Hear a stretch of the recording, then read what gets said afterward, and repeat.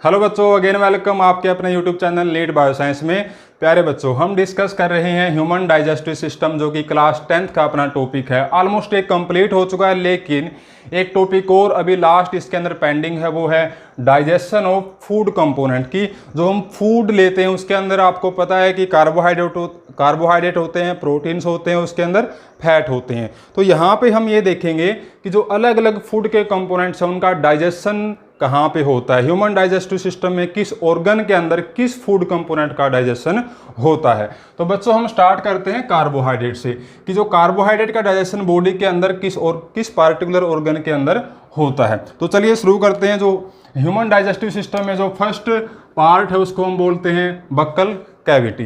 तो buccal cavity के अंदर क्या होता है, जैसे हम फूड लेते हैं वो फूड सलाइवा के साथ मिक्स हो जाता है, और मिक्स होने के बाद फिर उसकी हम क्या करते हैं, मैस्टिकेशन करते हैं, फूड को चबाते हैं। चबाने के बाद हम क्या करते हैं, उसका पार्शली ब्रेक डाउन कर देते हैं, और उस पार्शली ब्रेक डाउन फूड को हम बोलते हैं बोलस। क्या बोलते हैं? बोलस बोलते हैं। आपको याद रखनी है टर्म। तो कार्बोहाइड्रेट का डाइजेशन यहाँ पे हमने देखना है। जो फूड के अंदर जो कार्बोहाइड्रेट होते हैं, जैसे कि स्टार्च है, ग्लाइकोजन है, ये कार्बोहाइड्रेट इनका ब्रेक डाउन होता है सलाइवरी अमाइलेज या टाइलिन नाम का एक एंजाइम होता है अपने सलाइवा के अंदर। वो क्या कर देता है, इन कॉम्प्लेक्स कार्बोहाइड्रेट का ब्रेक डाउन कर देता है किसके अंदर, आइसोमाल्टोज के अंदर, माल्टोज के अंदर और लिमिट डेक्सट्रीन के अंदर। ये सारे के सारे भी क्या हैं, ये कार्बोहाइड्रेट ही हैं, लेकिन इनमें क्या अंतर है, ये कॉम्प्लेक्स कार्बोहाइड्रेट हैं, ये काफ़ी बड़े मॉलिक्यूल्स होते हैं, और ये जो आइसोमाल्टोज, माल्टोज और लिमिट डेक्सट्रीन है ये छोटे मॉलिक्यूल्स होते हैं कार्बोहाइड्रेट के। तो लार्ज मॉलिक्यूल का स्मॉल मॉलिक्यूल्स के अंदर ये ब्रेक डाउन कर देता है। कौन करता है? सलाइवरी अमाइलेज, या इसको हम टाइलिन भी बोलते हैं। तो आपको यहाँ पे याद रखना है कि बक्कल कैविटी के अंदर ओनली कार्बोहाइड्रेट का ही डाइजेशन होता है, सिर्फ और सिर्फ कार्बोहाइड्रेट का डाइजेशन होता है। और कितने कार्बोहाइड्रेट का होता है? 30% का। टोटल जो हम माउथ के अंदर लेते हैं उसमें से 30% कार्बोहाइड्रेट का डाइजेशन होता है। ऐसा क्यों होता है? क्योंकि देखिए, हम फूड लेते हैं तो उसके बाद माउथ में उसकी मैस्टिकेशन करते हैं, उसके बाद क्या करते हैं, अंदर गुटक जाते हैं ना। तो माउथ के अंदर थोड़ी देर के लिए ही फूड रहता है, माउथ में थोड़ी देर के लिए फूड रहता है, और उसी थोड़ी देर में केवल 30% कार्बोहाइड्रेट का डाइजेशन ही हो पाता है। उसके बाद वो जो बोलस है वो ईसोफेगस में और स्टमक के अंदर चला जाता है।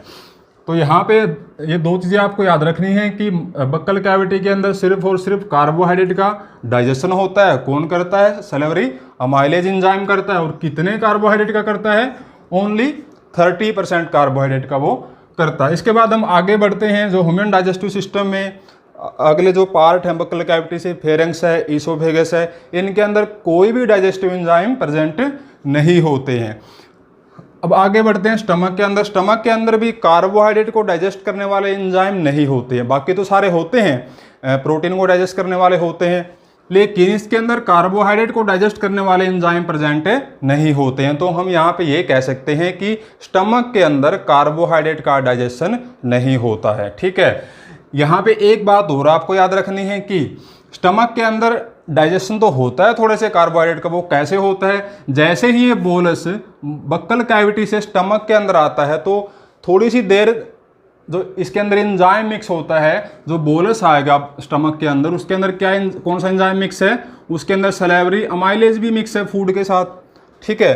तो स्टमक के अंदर आपको पता है एसिडिक इन्वायरमेंट होता है, वहाँ पे एसिडिक मीडियम प्रेजेंट होता है, HCl उसके अंदर प्रेजेंट होता है। तो जब तक ये एंजाइम HCl से इनएक्टिवेट नहीं होता तब तक ये स्टमक के अंदर ब्रेकडाउन फूड का करता रहता है, कार्बोहाइड्रेट का ब्रेकडाउन कर देता है। लेकिन क्या होता है, थोड़ी ही देर बाद क्या होता है, HCl इस एंजाइम को इनएक्टिवेट कर देता है।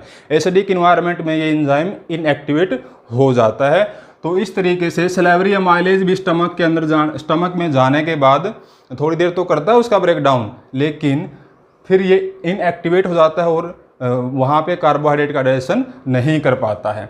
ठीक है।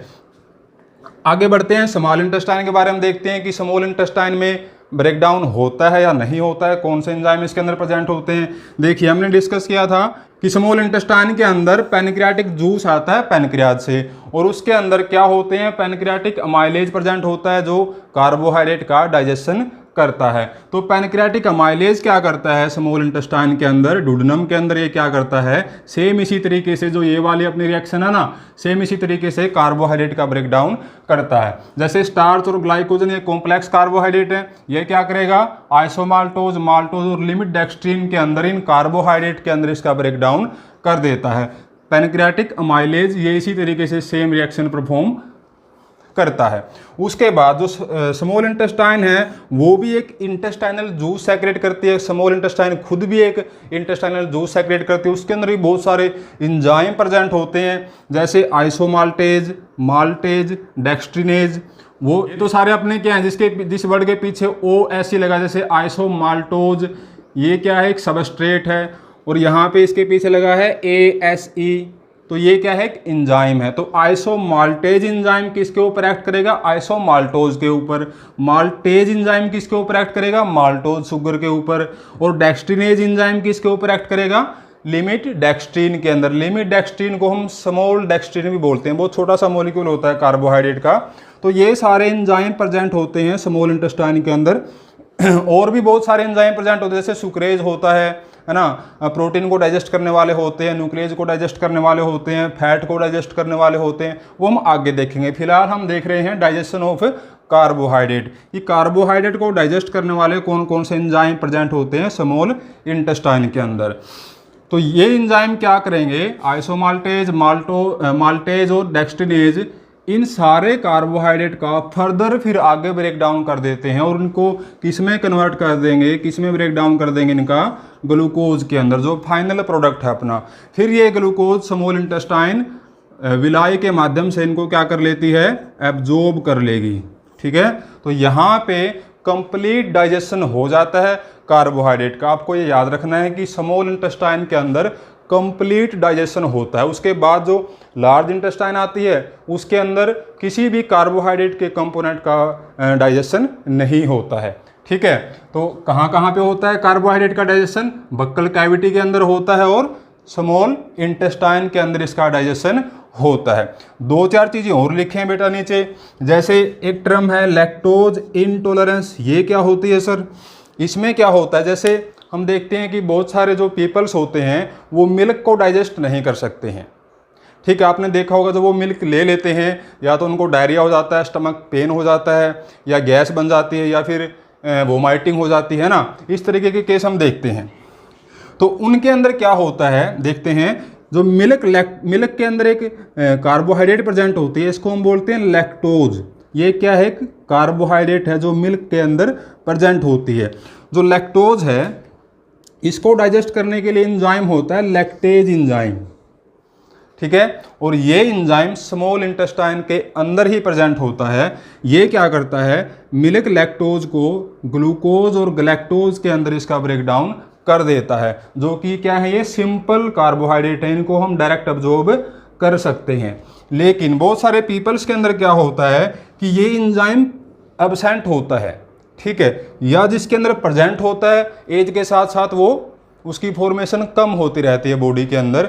छोटे बच्चों के अंदर तो ये प्रेजेंट होता है, क्योंकि छोटे बच्चे बेसिकली किस पे डिपेंड करते हैं, मिल्क पे ही डिपेंड करते हैं, मिल्क ही लेते हैं। ऐसा तो है नहीं वो कि चपाती खा लेंगे या कुछ और खा लेंगे, तो वो क्या करते हैं, टोटली मिल्क के ऊपर डिपेंड करते हैं। तो उनके अंदर तो लैक्टेज एंजाइम प्रेजेंट होता है।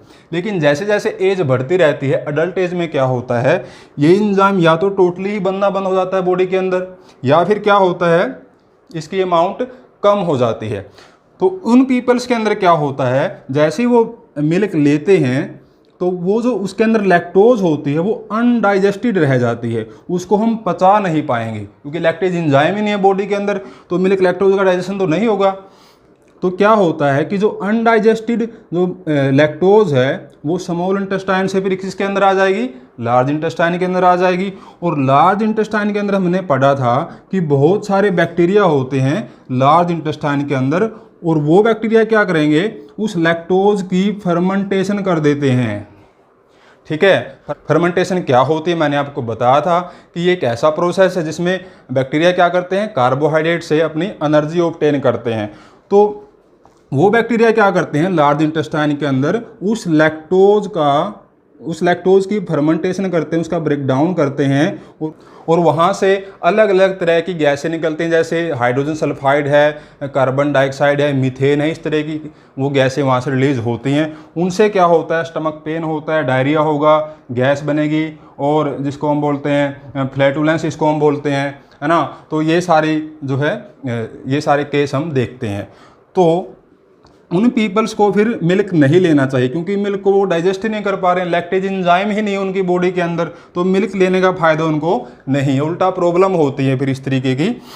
तो उनको क्या करना चाहिए, उनको कर्ड लेनी चाहिए या फिर चीज़ इसको हम बोलते हैं, वो ये ले सकते हैं, ये प्रोडक्ट वो दोनों ले सकते हैं, क्योंकि कर्ड के अंदर और चीज़ के अंदर लैक्टोज प्रेजेंट नहीं होती है, वो ऑलरेडी डाइजेस्टेड होती है। क्योंकि हम देखते हैं कि जैसे ही मिल्क से कर्ड बनती है, जब दूध से दही बनती है, तो उसके अंदर बैक्टीरिया होते हैं, बेसिलस बैक्टीरिया होते हैं, वो लैक्टोज का डाइजेशन ऑलरेडी कर देते हैं। तो उनको कर्ड लेनी चाहिए, चीज़ वो ले सकते हैं, फिर उनको ये सारे प्रॉब्लम उनको फिर नहीं होगी। ठीक है, तो आप समझ गए होंगे यहाँ तक। उसके बाद एक चीज़ और है इसके अंदर, वो भी डिस्कस कर लेते हैं।